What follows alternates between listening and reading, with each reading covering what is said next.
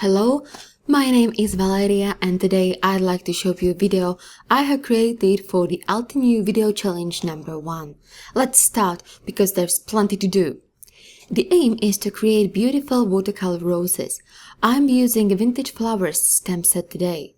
There are 3 stamps in the set needed for stamping a unique rose. Stamp number 1 is the solid one. Stamp number 2, the middle one. Stamp number 3, the outline image. We will need 2 shades of ink for a flower, a lighter and a darker one. I am using spun sugar distress ink as my lighter color today. Use the rose stamp number 2, apply the ink and stamp it on the watercolor paper. Use the watercolor brush to move the ink around and get the watercolor effect. I am using Tim Holtz water brush with a fine detail tip. Use the stamp number 3 and stamp it on. I have decided for the festive berries because I love red roses. Be sure to use your heat gun after each step. Then use the stamp number 3, the outline image, one more time, but this time with VersaFine Onyx Black ink. It's my favorite ink for stamping and works perfectly with all watercoloring techniques. Create a mask for our first flower using the stamp number 1, the solid image.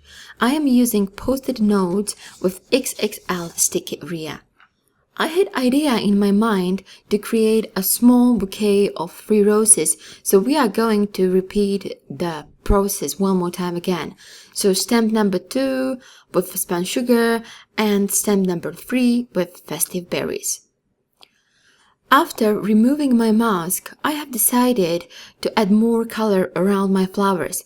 Just press the ink on the acrylic block, pick up the color with your brush and apply to the paper. You can totally skip this step.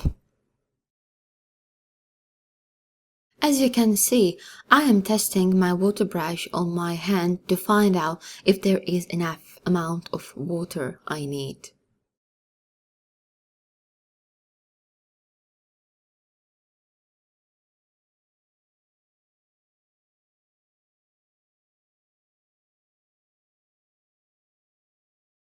There we are! Our roses are finished and we can concentrate on our leaves.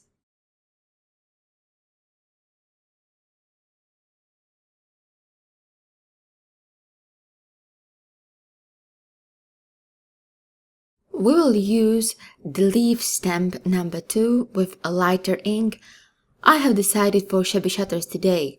Use your water brush and heat it up. Use the leaf stamp number 3, the outline image with pine needles ink. Repeat the process with water brush and stamping with VersaFine Onyx Black ink to get the definition and contrast on our card. This is very similar with the flowers we have already done. Don't forget to clean your brush when changing the ink colors. Just scribble it on some scratch paper or use your baby wipe to clean it up.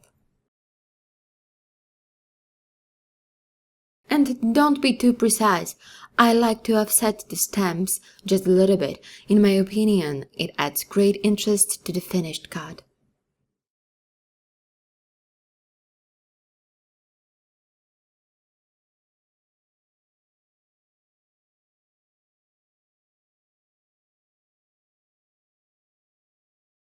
We are going to make standard A2 size card, which means it measures 4¼ by 5½ inches.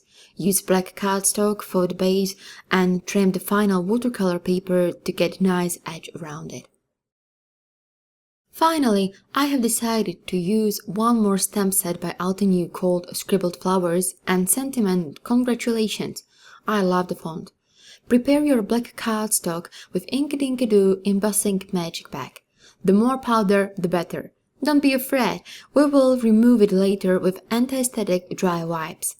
For such delicate and small sentiment, use Detail embossing powder. I am using Stampendo's Detail Basics embossing kit. I have forgotten my viscous trimmer, so I am using the old-fashioned way of trimming down my sentiment with craft knife and steel edge ruler.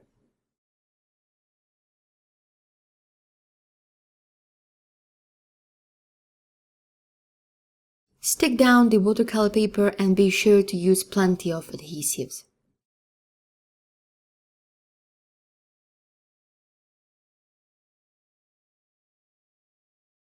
Line up everything and add some splatters of ink.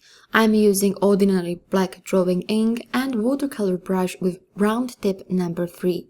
Adding splatters is addictive, but remember, less is more in this case.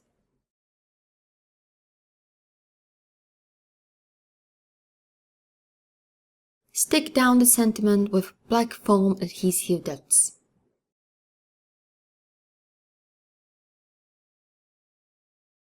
As a final touch, I'm going to use really fun product called Anita's Glitteration Stickers.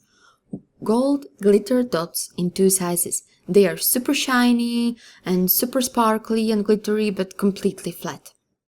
And that's all. This is the final cut. I hope you like it. This is my first video ever, so this was a huge challenge for me. But thanks for watching. Please leave me a comment and visit my blog for more inspiration. Bye.